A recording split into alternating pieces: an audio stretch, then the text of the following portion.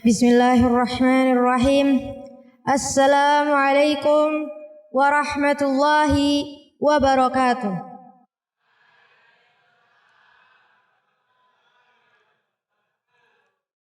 Innal hamdalillah nahmaduhu wa nasta'inuhu wa nastaghfiruh wa na'udzu billahi min syururi anfusina wa min sayyiati a'malina.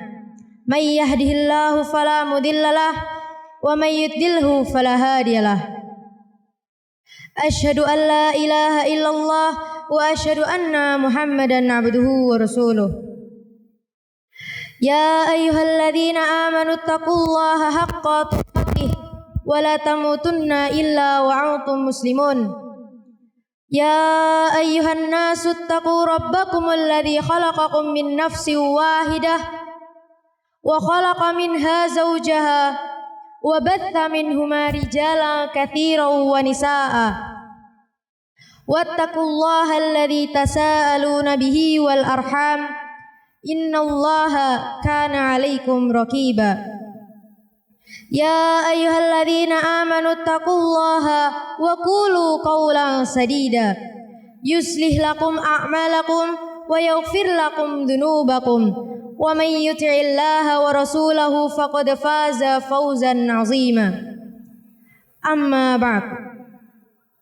Pertama dan yang paling utama, marilah kita panjatkan puja dan puji syukur kehadirat Allah Subhanahu wa taala yang telah memberikan banyak nikmatnya kepada kita semua sebagai hambanya. Baik itu berupa nikmat Islam, nikmat iman maupun nikmat kesehatan. Tak lupa salawat serta salam semoga selalu tercurah kepada sang Nabi akhir zaman. Tak lain dan tak bukan ialah Nabi Muhammad sallallahu alaihi wasallam. Berdirinya saya di sini akan menyampaikan sedikit nasihat yang bertema khusyuk dan tumaninah di dalam salat. Saudara-saudaraku yang dirahmati Allah Azza wa Jalla,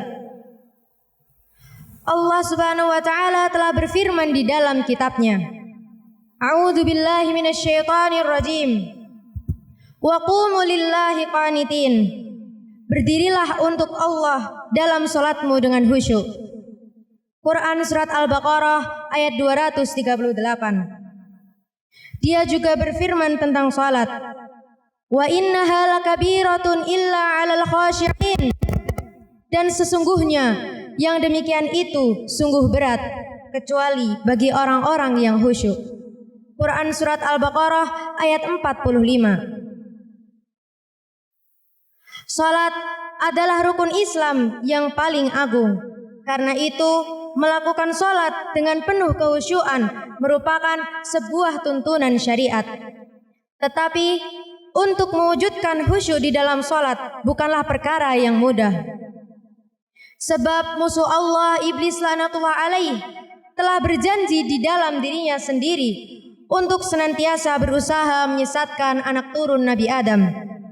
Allah berfirman yang artinya, kemudian saya akan mendatangi mereka dari muka dan dari belakang mereka, dari kanan dan dari kiri mereka.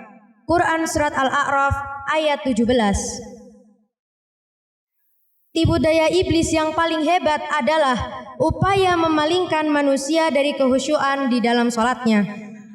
Untuk tujuan tersebut, iblis laknatullah alaih mengerahkan segala daya upayanya dengan berbagai macam cara. Iblis selalu menyebarkan bisikan kepada manusia yang sedang melakukan salat supaya tidak bisa merasakan kenikmatan ibadah ini dan untuk meninggalkan dan menyingkirkan pahalanya. Khusyuk adalah hal pertama yang akan hilang dari muka bumi ini. Padahal kita saat ini telah berada di akhir zaman. Sebagaimana yang diturunkan oleh Huzaifah radhiyallahu anhu, yang pertama-tama hilang dari agama kalian adalah kekhusyuan, dan yang terakhir hilang dari agama kalian adalah salat. Berapa banyak orang yang salat tetapi tidak ada kebaikan dalam dirinya. Berapa banyak orang yang salat tetapi tidak ada kebaikan padanya. dan hampir-hampir Anda memasuki masjid tetapi Anda tidak melihat orang yang khusyuk dalam salatnya. Allah Subhanahu wa taala berfirman, A'udzu billahi minasyaitonir rajim. Qad aflahal mu'minun alladzina hum fi salatihim khashi'un.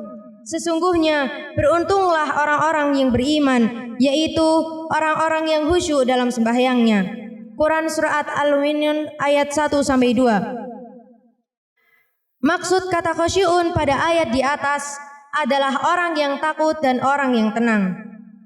Khusyuk artinya tenang, tentram, pelan, hormat dan penuh tawadu, serta senantiasa merasa takut dan diawasi oleh Allah Subhanahu wa taala.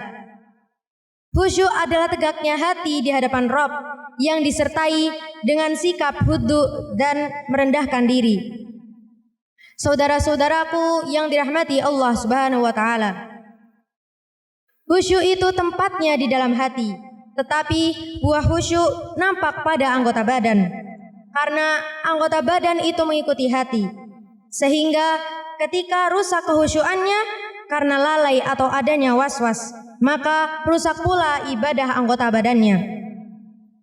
Hati dalam tubuh manusia ibarat raja, sementara anggota tubuh seperti pasukan tentaranya. Kepada raja itulah pasukan tentara diberikan perintah, tetapi jika sang raja diturunkan dari jabatannya, maka ia akan kehilangan rakyat. Demikian juga jika hati kehilangan dari hakikat peribadatannya, maka semua anggota badan lainnya akan rusak pula ibadahnya. Menurut pendapat yang kuat, khusyuk dalam sholat hukumnya wajib, dan telah disebutkan di dalam Al-Quran, yakni surat Al-Mu'minun, bahwa orang yang khusyuk akan mewarisi surga Firdaus dan kekal di dalamnya. Dan dalam hadis juga disebutkan dosa-dosanya yang lampau akan diampuni. Saudara-saudaraku yang dirahmati Allah Subhanahu wa taala, salah satu bentuk tumakninah yang dilakukan Nabi sallallahu alaihi wasallam adalah sebagaimana yang digambarkan di dalam hadis berikut ini. Kana Nabiyyu sallallahu alaihi wasallam yatma'innu hatta yarji'u kulli azimin illa mawdi'ihi.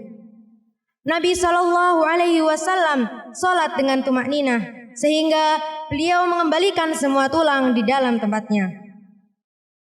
Selain mempraktekkan tumakninah pada diri beliau sendiri, beliau juga memerintahkan kepada orang yang masih buruk dalam salatnya untuk melakukan salat dengan khusyuk. Beliau juga bersabda kepada orang yang salatnya belum baik, La tatimmu salatu ahadikum hatta yaf'ala dzalik. Yang artinya, tidak sempurna salat di antara kalian sehingga ia melakukan hal itu, yakni kehusyuan. Dari Abu Qatadah radhiyallahu anhu, ia berkata, Nabi sallallahu alaihi wasallam bersabda yang artinya, pencuri yang paling buruk adalah orang yang mencuri dari salatnya.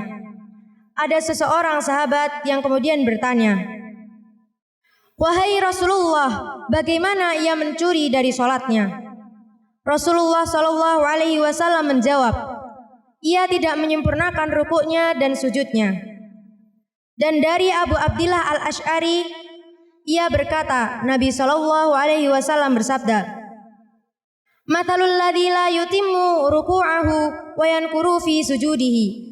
Matalul ja'i ya'kulu tamrata wa tamratani la yuniyani anhu syai'a. Perumpamaan orang yang tidak sempurna rukuknya dan mematuk dalam sujudnya adalah seperti orang yang lapar yang memakan sebuah kurma atau dua buah kurma, keduanya tidak akan memuaskannya sama sekali. Dan orang yang tidak tumakninah dalam salatnya, maka tidak mungkin ia khusyuk, karena salat yang dilakukan dengan cepat itu akan menghilangkan kehusyuan. Dan sujud seperti burung gagak yang mematuk akan menghilangkan pahala salat. Sebagai penutup, saya mengingatkan untuk diri saya pribadi dan khususnya kepada saudara-saudaraku sekalian untuk selalu tumakninah dan khusyuk dalam melaksanakan salat. Dan semoga kita termasuk orang-orang yang selalu taat kepada perintah-perintahnya. Amin ya robbal alamin. Sekian yang dapat saya sampaikan. Apabila banyak kesalahan kata, saya mohon maaf yang sebesar-besarnya. Unzur maqala wa la tanzur man qala. Syukran ala ihtimamikum. Wassalamualaikum warahmatullahi wabarakatuh.